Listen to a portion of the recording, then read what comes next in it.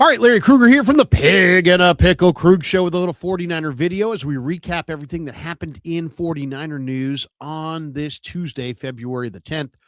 Check out Pig and a Pickle, 2 locations right now, a third on the way. They're in Corte Madera, and they're in Emeryville, and they're soon to open in Petaluma. They're open from 11 a.m. till 8 p.m., 7 days a week. Go say hi to Damon and Mary. Get some brisket. Get some brisket chili. Tell them that Krug sent you. All right, let's talk a little bit about some of the stories going on in Ninerland today. Really the shocking story of the year maybe is Keon White reportedly shot after an argument with Lil Baby. Lil Baby, a guy by the name of Dominique Jones, and his entourage attempted to enter Keon White's private event in San Francisco, leading to an argument between the two sides. According to Matt Mayoko, Keon White officially underwent successful surgery after being shot in the ankle. The police report said there was that Keon was shot following an argument with the rapper Lil Baby. Says the incident occurred at Dahlia's, a bar and nightclub on Mission Street in the city. White had a private party in the downstairs area of the facility. Lil Baby and his entourage tried to enter White's private event. At that point, White and Lil Baby got into an argument. A witness told police that he went upstairs to get assistance from management in an effort to defuse the situation. At that point, the witness heard 2 gunshots. When he returned to the downstairs event, White had been shot in the left leg. Police found a 9mm shell casing and a .45 caliber shell casing near the scene of the shooting. So I'm sure we're going to hear more about that in days to come, but that is the latest on Keon White. Christian McCaffrey says that he does not believe the electrical substation next to the Niners facility is causing injuries and would jump on any opportunity to play for the Niners if he was offered to join them as a free agent. So he made that perfectly clear ahead of free agency. I don't know that that's going to help, to be completely honest. I think, what's done is done and the harm is done, and the Niners took a very casual approach to it. I don't think that was the right approach, because I think you're going to find that a lot of free agents are just going to say, nah, all things being equal, I'll sign with the Chargers. All things being equal, I'll sign with the Eagles. We'll see how the Niners do in free agency. But, the Niners, I don't think, want to position themselves as a big free agent team anyway. So maybe this falls in line with their plan. But as far as attracting free agents, I don't see it being a good thing. George Kittle hinted towards a possible reunion with Debo Samuel. Gosh, I hope that's not the case. Debo is projected to get roughly $13 million a year in free agency. The Niners, people debating, should the Niners bring him back? No, they should not bring him back. He's already played his best football. They need to get cheaper, faster, leaner, better. He's none of those things. There is no place for any kind of sentimentality when you're talking about pro personnel evaluations. You have to be cold, and the Niners are warm, and that's a problem because I think they probably are going to welcome Debo back, and he's done. He's played his best ball already. He's never going to be in the kind of explosive condition that he was 3 years ago. He's just not going to be that player again.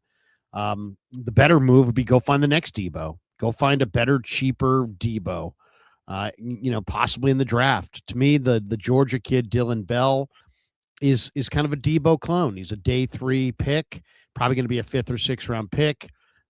He's kind of like a poor man's Debo at an infinitely cheaper price. I mean, go in that direction. I think that's far smarter.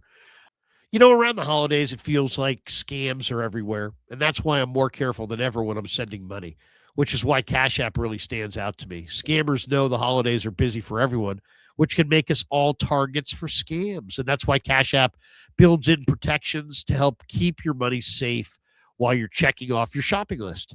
If you're about to send money to someone for a deal that's just too good to be true, and Cash App flags it as a potential scam, they'll warn you before you send the money. Cash App also gives you an extra layer of protection with features like security lock. You can require a PIN, Face ID, or a fingerprint to unlock your account and move money. So even if someone gets a hold of your unlocked phone at a holiday party or wherever, your money is right where you left it. For a limited time only, new Cash App customers can use our exclusive code to earn some additional cash. For real, just download Cash App, use our exclusive referral code, SECURE10. Don't forget, it's SECURE10. Use that in your profile. Send $5 to a friend within 14 days, and you'll get $10 dropped right into your account. Terms apply. That's money. That's Cash App. Cash App is a financial services platform, not a bank. Banking services provided by Cash App Bank partners. Prepaid debit cards issued by Sutton Bank, member FDIC. Promotions provided by Cash App, a Block Inc. brand. Visit cash.app/legal/podcast for full disclosures. There was a little graphic out that I saw earlier today that was put out about matching potential free agents with their potential new teams. And it is pretty interesting. They had Kyle Pitts to the Commanders, Alec Pierce to the Raiders, Jalen Phillips to the Chargers, Kenneth Walker the third leaving Seattle, going to Kansas City. Kansas City badly needs a running back. Malik Willis going to the Vikings. So that takes them out of the Mac Jones sweepstakes. The Seattle Seahawks signing Tyler Linderbaum. How about that if the Seahawks added Linderbaum to the middle of their offensive line? Mike Evans going to the Ravens. Devin Lloyd going to the Broncos, making an already great defense that much greater. Breece Hall going to the Cowboys. And the 49ers landing Trey Hendrickson. What do you think of that? I think that's really interesting. Steve Young weighed in on what he thinks it's going to take for the Niners to overtake the Rams and Seahawks in the NFC West.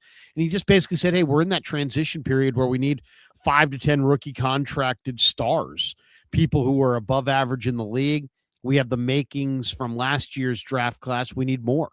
We already have the pillars of people who are not too old, can still thrive and lead us there as long as they stay healthy. He's talking about the Kittles and the Warners and the CMCs. But he goes, that's what the Seahawks and Rams have done. We need all pros to show up out of these drafts kind of unexpectedly. We have the superstars, the leadership, the coaching, the innovation, the ownership.